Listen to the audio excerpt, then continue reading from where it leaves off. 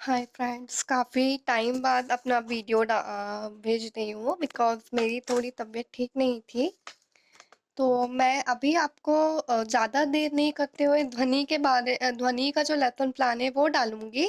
इसमें जो सामान्य उद्देश्य है वो तो बेसिक ही रहते हैं, जो कि सेम ही रहते हैं। उसके बाद आवश्यक सामग्री आती है, तो आवश्यक सामग्री में हमारा समस्त शिक्षण सामग्री, चॉक, डस्टर, जो भी कंटेंट हमको लगता है हम उसमें लेते हैं। उसके बाद आता है विशिष्ट उद्देश्य, तो विशिष्ट उद्देश्य में आज हम क्या-क्या लेंगे, ये एक्चुअली डिपेंड करता है कि हम किस क्लास का पढ़ा रहे हैं, किस क्लास का ले रहे हैं, तो उसके टॉपिक पे डिपेंड करता है। तो हमने जैसे ध्वनि है, तो ध्वनि के बारे में जानेंगे, ध्वनि को समझ पाएँगे, ध्वनि का परीक्षण दैनिक जीवन में कर पाएँगे, कैसी ध्वनि कैसी होना चाहिए, ध्वनि के महत्व को जान पाएँगे, ध्वनि की विशेषता को बता पाएँगे, तो ये सारी चीज़ें। उसके बाद आता है हमारा पूर्व ज्ञान, तो बच्चे जो हैं नॉर्मली ध्वनि को जानते हैं। उसके बाद आता है शिक्षण विधि, जिसमें व्याख्या विधि, प्रश्नोत्तर, स्पष्टीकरण और पठन विधि को हम लेते हैं। अब आता है जो प्रस्तावना प्रश्न, जो कि किसी भी लेसन प्लान का मोस्ट इम्पोर्टेंट पार्ट होता है।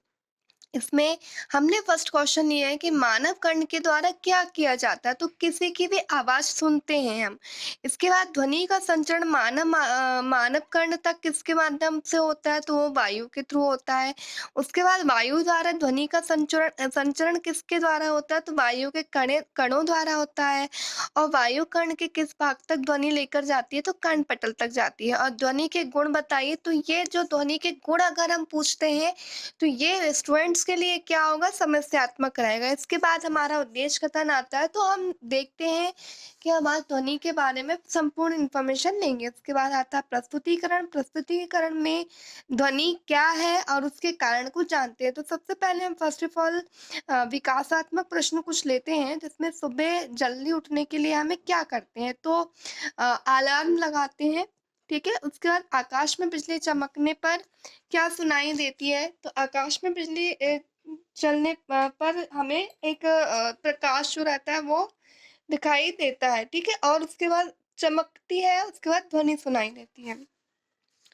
उसके बाद क्या होता है कि ध्वनि क्या है, तो ये ध्वनि क्या है, ये एक समस्यात्मक प्रश्न हो जाता है। उसके बाद छात्र अध्यात्मक कथन। छात्र अपना अध्यापक जो रहते हैं वो कथन बताते हैं कि ध्वनि का हमारे जीवन से महत्वपूर्ण स्थान होता है। ऑब्वियसली ये बात है, एक दूसरे से संपर्क करते हुए ध्वनि हमारी सहायता करती है। हमारे आसपास बहुत सी ध्वनि सुनाई देती है। कंपन के कारण उत्पन्न तरंगे ध्वनि कहलाती है। जो कंपन होती है, उन कंपन के द्वारा जो तरंगे होती है वो ध्वनि कहलाती है। इसमें छोटी सी डेफिनेशन लिखी हुई है, जो शायद आपको नहीं दिख रही हो। कान के द्वारा उत्पन्न जो ध्वनि है, उत्पन्न होने वाली जो भी आवाजें हमें सुनाई देती है, वो क्या कहलाती है, ध्वनि कहलाती है। इसके बाद आता है बोधात्मक प्रश्न आता है, तो गिटार के तार खींचने पर क्या होता है, तो तातों में कंपन होता है, जिससे क्या होता है, ध्वनि उत्पन्न होती है। ध्वनि हमें कहाँ से प्राप्त होती है, तो वही हमें बातचीत या संगीत से प्राप्त होती है।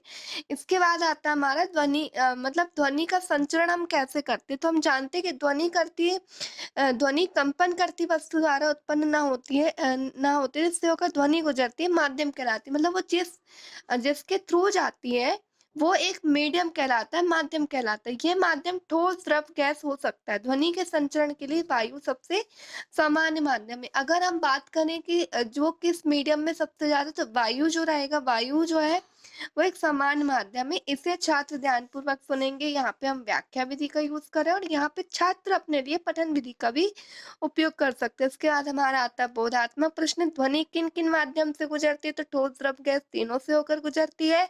और ध्वनि किसके द्वारा उत्पन्न होती है, तो कंपन के द्वारा उत्पन्न होती है।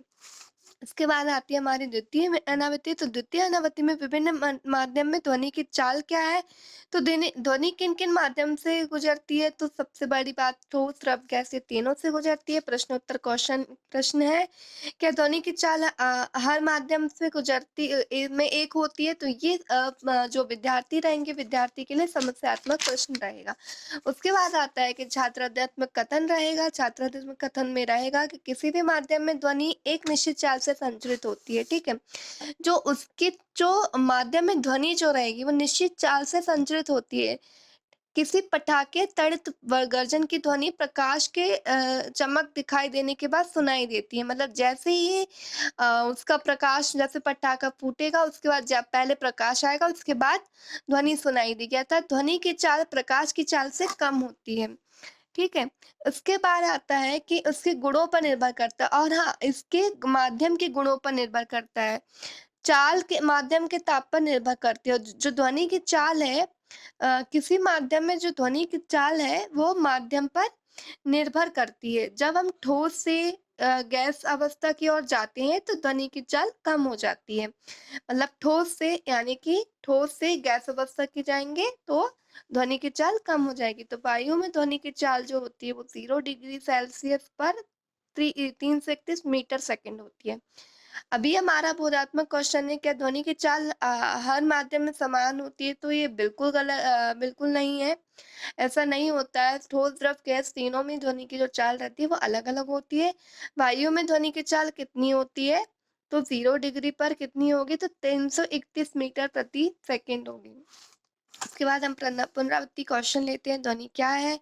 ध्वनि किन-किन माध्यम से होकर गुजरती है? छात्र अध्यात्मक कक्षा में पढ़ाए गए पाठ का अध्ययन करेंगे। ये अपने अकॉर्डिंग दे सकते हैं। फिर गृहकार्य किन्हीं 5 ध्वनि के यंत्रों का नाम लिखना है। ध्वनि किन-किन माध्यम से होकर गुजरती है? ध्वनि की आवृत्ति क्या होती है?